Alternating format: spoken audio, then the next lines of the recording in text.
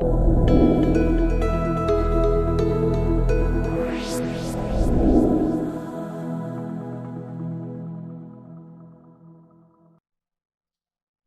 this video, we're going to create a banner in Job Editor.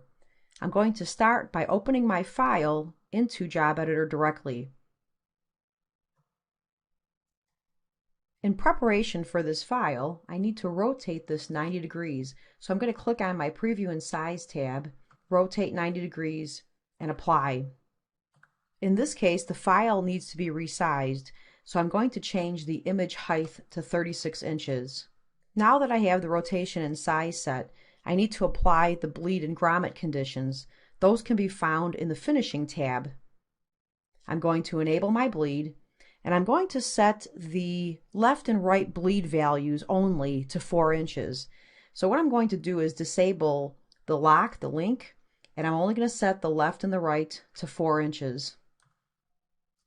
Now you'll notice the bleed type is mirror, and what I need this to be is a color, and I need to match the background white. So I'm going to leave that default setting for a white background of the bleed color to match the background of the file.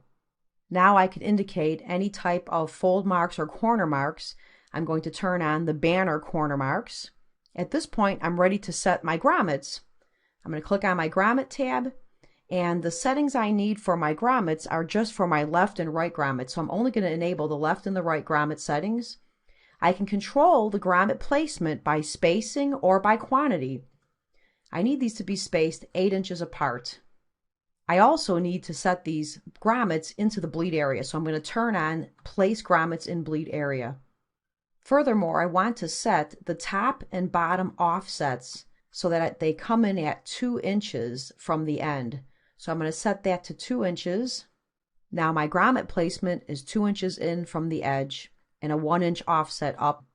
If necessary, we can go to the Marks tab and we can enable a crop outline, which would help as a guide to trim this file down. Now that I have all of my settings here, I start to notice that this would make a very nice quick set, and in future uses I can just apply the quick set and I don't have to do this manually in Job Editor. So it's going to save me time and keep me consistent. So now I can do this in my Job Editor. I can go to File, Export as a quick set. In the screen, I can set additional settings to those that I just set now if I choose to. I'm going to hit Save.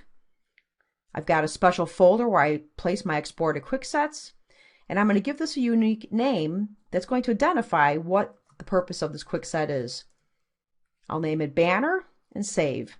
Now that saved quick set will be imported into my quick set menu. At this point, I'm going to submit the job to the RIP, and now we see our completed file. I would print my banner, trim it down if necessary, apply my grommets to where those mark placements are, and I have a completed product. Let's go back and take a look and revisit how about importing that saved exported quick set. I would go to Configure Printer. That's going to stop my processing. And in my Quick Sets tab, I would simply import the quick set that I saved while I was in Job Editor. I'm going to browse to my folder structure where I saved the file, select that banner quick set, and open and import that into my standard quick set. Now I have that quick set to use time and time again. So let me demonstrate. I will open a file again, and this time, instead of going into Job Editor and making those manual changes, I will simply apply the quick set. Automatically, all those presets that I created will be applied, saving me time, keeping me consistent and repeatable. Now I have the same effects for my banner created as I did this manually in Job Editor. For more information on documents and videos, please visit our website at onyxgfx.com.